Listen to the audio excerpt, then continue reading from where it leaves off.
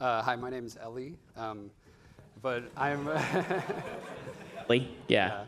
I'm a researcher from Quantinuum, and today I'm going to talk about a recent experiment we did on our quantum computers, simulating a digital quantum magnetism that's at the frontier of classical simulation. So in 1982, Feynman popularized the idea of having a fully programmable digital quantum device that could simulate quantum physics, and more than 40 years later, this dream has kind of been largely unrealized. There have been very impressive analog quantum simulations done of various specific Hamiltonians. But this idea of having like a universal, fully programmable digital quantum computer that's more flexible than the analog quantum simulator to study physical systems has kind of only been done in very specific, like small-scale demonstrations. But what we really want is to do quantum advantage on a useful quantum simulation problem. So far, a lot of quantum advantage demonstrations have been done on these sorts of contrived problems, like random circuit sampling. And these are like experiments done by Google and ourselves and others. But what we're trying to do in this work is move more in the direction of something physically meaningful, do some physical quantum simulation. But that kind of imposes some structure to your problem that makes it easier to classically simulate. So we're not trying to maximize classical difficulty. We're trying to get to a more physically realistic problem, which makes it classically easier. But hopefully, we're still at a large enough scale that we can study something classically hard. And so when you impose this kind of structure to your problem, then you open yourself up to classical simulation algorithms that could approximate the solution to your circuit at a much lower cost than doing kind of exact circuit simulation. So for example, you could have these sparse polydynamic methods, variational methods based on, say, neural networks, or methods that exploit limited entanglements such as tensor networks.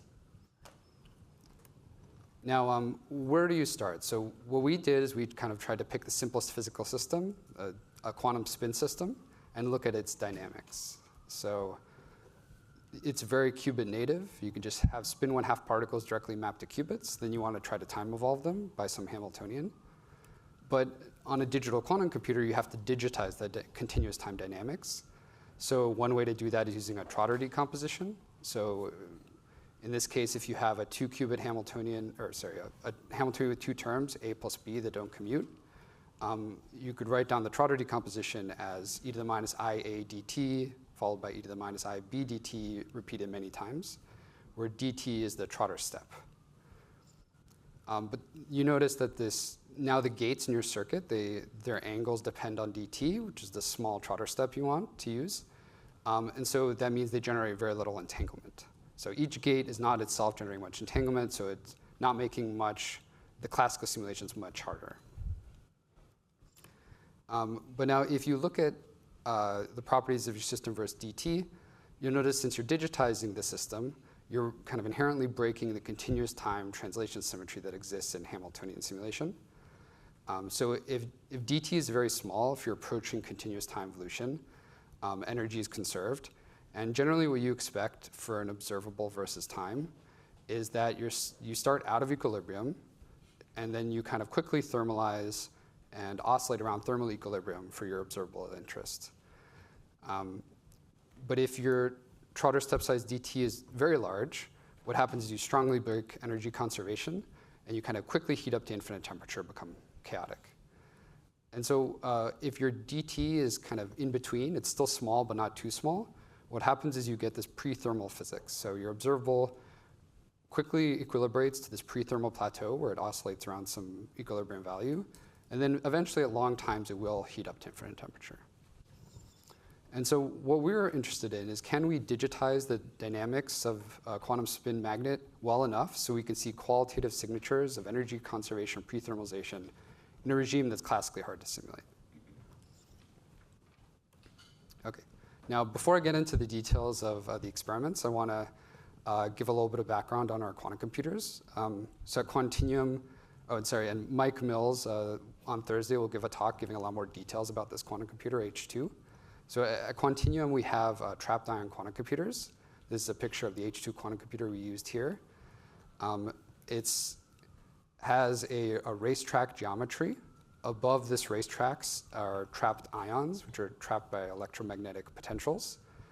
And under the ions, we have electrodes whose voltages we can tune to move the ions physically around in space.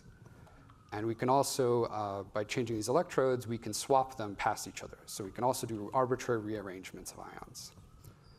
Now, in certain regions of this trap, called gate zones, we have lasers pointed. And by applying lasers in the right way, we can apply quantum operations to our qubits. So we can apply resets, single qubit gates, 2 qubit gates. The ions that we use are ytterbium ions to store the qubits. And we have barium ions that are used to sympathetically cool the motional modes of the ytterbium ions.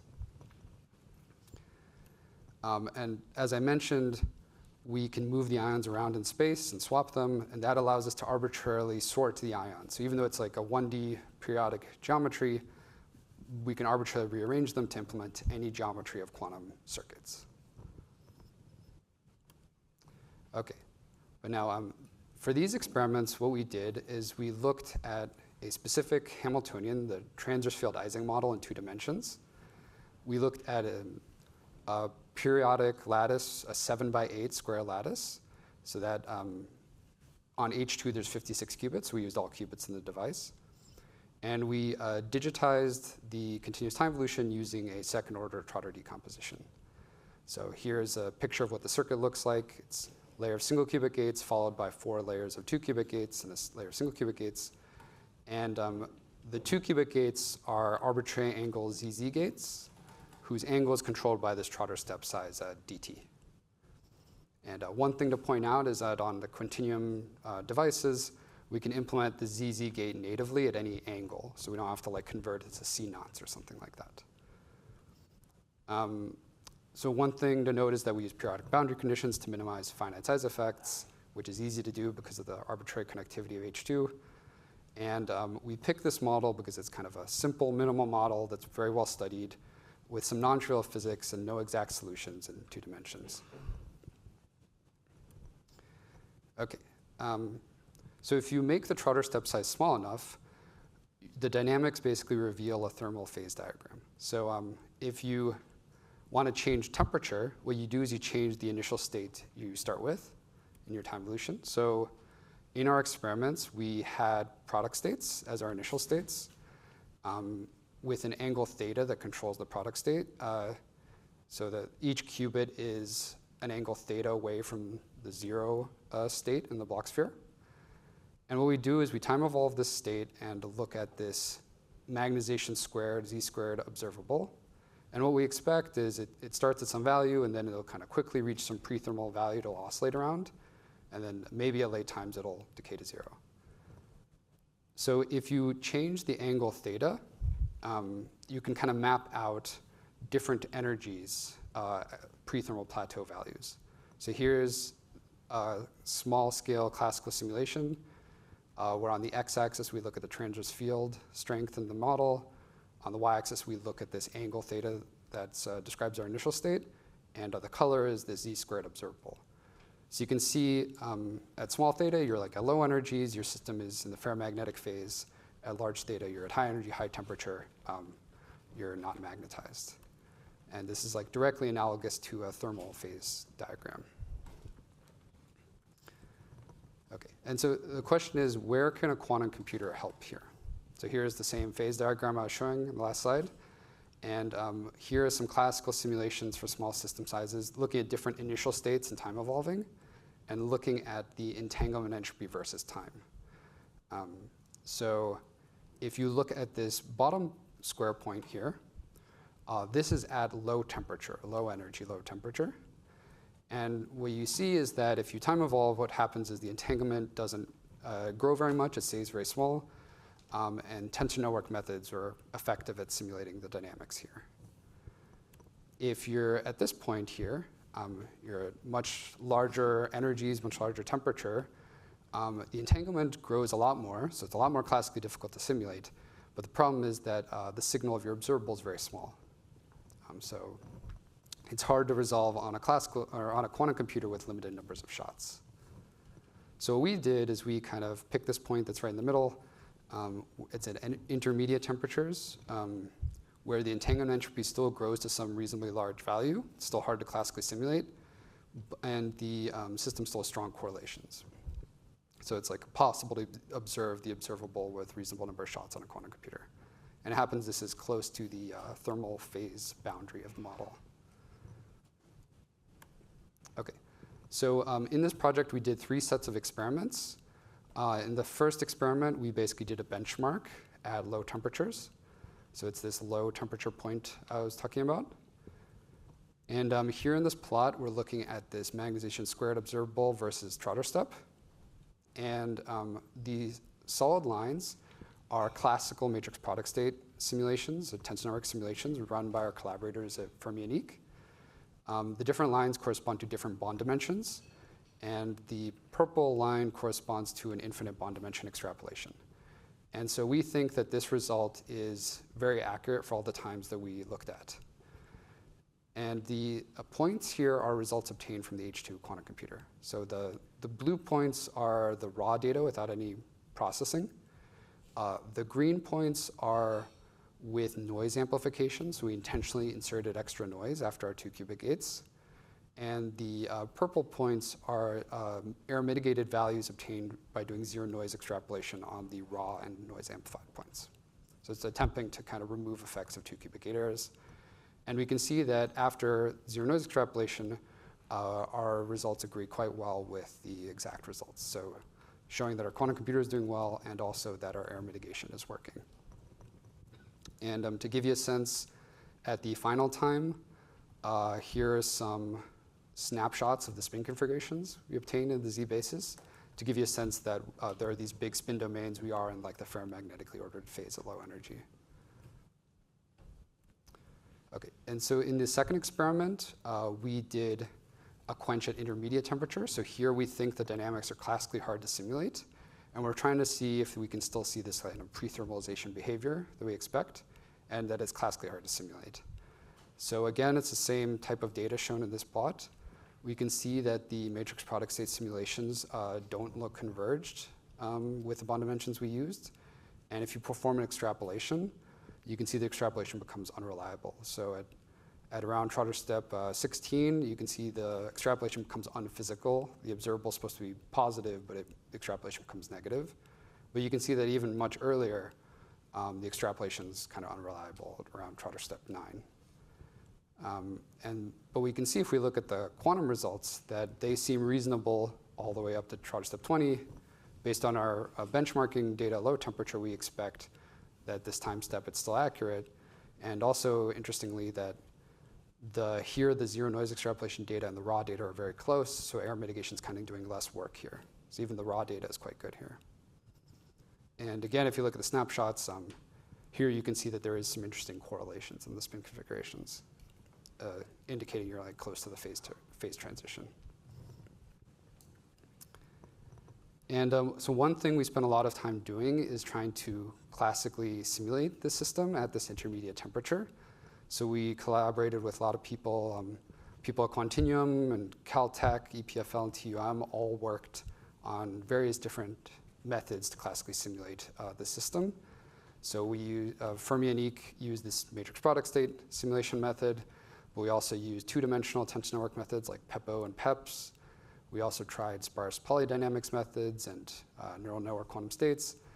And basically, all of them seem to be unreliable after around Trotter step 8.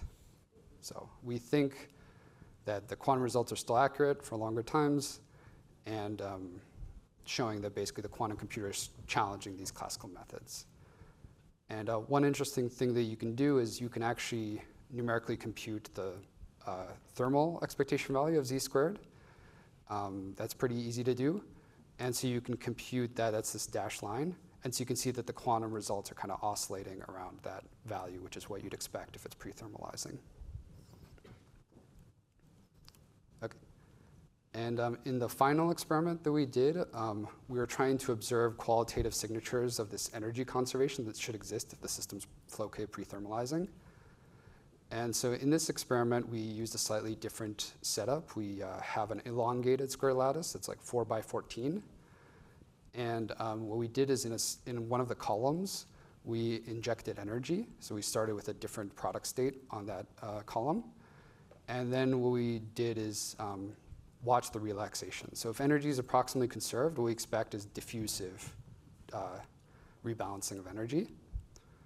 And so here is the experimental results, like a little video of how you can look at the energy versus position. You can see it's peaked at the center site the initial time, and then it kind of diffuses to other sites over time. And if you take a Fourier transform of this energy density, you can see that the energy density of each mode decays exponentially in time. And if you look at the decay rate versus the mode, if it's diffusive, you should expect it should grow quadratically with momentum. And so we observed that and fit the quadratic to get an estimate of the diffusion constant. So this is potentially a classically hard to compute quantity that you would need a quantum computer to compute. So it's interesting to be able to directly measure it. Okay. And one thing you might wonder is kind of how are we getting good results? So there's like a few things working in our favor. So probably the main thing is the H2 is very good, has very low error rates. The maximum angle ZZ gate, which is like equivalent to C0 gate, it has error around 10 to the minus 3. But in H2, we can apply native arbitrary angle ZZ gates at different angles. And the gate actually gets better as you go to smaller angles. Roughly goes like linear, the fidelity goes linearly with gate angle up to a constant offset. And so at the gate angle that we picked, we had a Trotter step size of 0.25. The error rate was actually 6 times 10 to the minus 4. So it's quite low. Another thing that's working in our favor is that actually these Trotterized dynamics near thermal equilibrium are kind of inherently robust to gate errors. So that's something discussed in these papers if you want to learn more. And we also spend a lot of time kind of implementing various error mitigation methods. So we have dynamical decoupling, which is eliminating a lot of the coherent memory errors that exist in these systems. We also have randomized compiling or polytwirling, which takes coherent errors and makes them incoherent. As I mentioned, we have zero noise extrapolation. So we intentionally added noise after our 2 qubit gates and then extrapolated to the zero noise limit to try to remove the effect of 2 qubit gate errors. And we also have a circuit level way of detecting leakage errors in our system, so we can use that to mitigate errors as well. And so finally, just to summarize, we have shown that digital quantum computers have kind of achieved the level of accuracy that they can start competing with these classical methods on scientifically useful quantum simulation problems.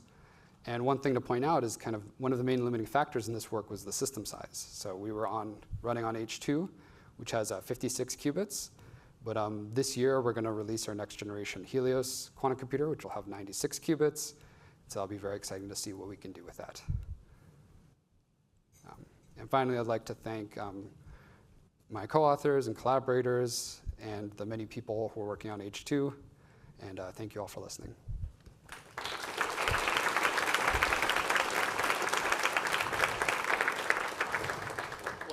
Thanks a lot, Eli, for a great talk. Questions, please.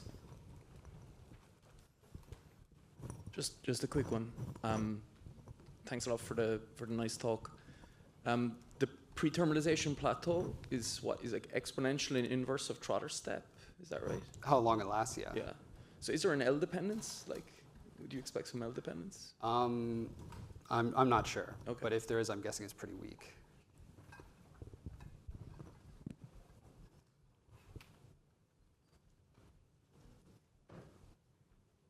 So in the plot that you showed for the Trotter steps, the parallel gates, I was wondering, can you implement all those gates at a single time step? Because the hardware layout that you showed, it seemed like there are 4 interaction zones. Mm-hmm. Is this like 4 gates per time step, or no, you can do more gates? Right, yeah. So we have like 4 gate zones that we can use at a time. So you're right, like really physically, there'll be only 4 gates done in parallel, and then there'll be transport of ions to do the next like layer of 4. So that's true, but like the transport to like translate to like get the next ions in the gate zone is actually pretty quick. So, but the transport to go between Trotter steps, like reshuffle all the ions, that's like a slower amount of transport. That I makes don't know sense. why you have to reshuffle, but I can ask you later. Sure, Thanks. yeah. Okay. Well, thank you very much. Actually, just one question, if you wouldn't mind. Looking at your roadmap, it looked like you were expecting 50 logical qubits out of 96. Is that right? Sorry? For your 2025 roadmap, you were saying you would have a device that would have about 96 qubits and 50 logical qubits. How the heck does that work? Yeah, I'm not 100% sure how they computed that, but one way to Badly, do that I is... think. No. So there's error detection codes, which can have a high encoding rate, like a 2-to-1 encoding rate. It's not like a full error correcting code. So you can have logical qubits with like higher encoding rate. All right, cool. Thank you very much. Let's thank Elila one last time.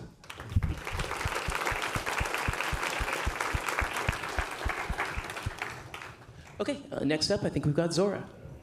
We don't have Zora. We got somebody else next. We've got a break next. Awesome, even better yet. See you back after the break. Break ends in 30 minutes, everyone.